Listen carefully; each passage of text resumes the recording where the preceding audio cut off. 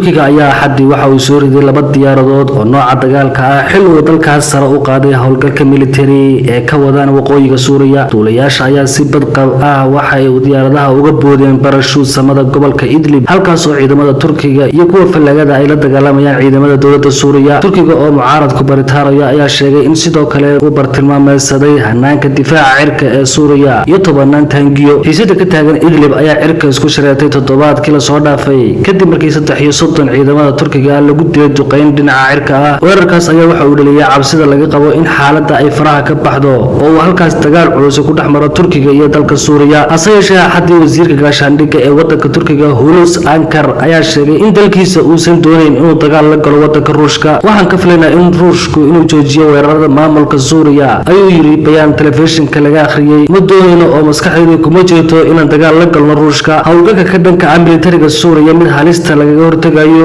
Waxa uu sheegay in burburiyeen diyaaradaha aan cidi wadin 8 diyaaradaha qumaatiga u kaca 103 taangi iyo aaladaha madaafiicda laga soo galo iyo qalab kale oo military. Hase yeeshee hay'adda la socota xuquuqda aadanaha ee Suuriya ee fadhigeedu yahay waddanka UK ee dagaalka la socota ayaa sheegtay in tan iyo 27 Febraayo la dilay 74 askari oo ciidamada dowladda Suuriya ah iyo dagaalyahanada gacansaar kala leh Dimashq. Dhacdooyinkii ugu dambeeyay ayaa waxa ay xumeeyeen xiriirka ka dhaxeeya Ankara iyo Moscow, balse madaxweynaha Turkiga Recep Tayyip Erdogan ayaa la filayaa inuu toddobaadkan uu la kulmo madaxweynaha Ruushka Vladimir Putin. Dhanka kale, midowga Yurub ayaa waxay ku baaqeen kulan degdeg ah oo ay yeeshaan wasiirada arrimaha dibadda si ay colaadda taagan uga wada hadlaan.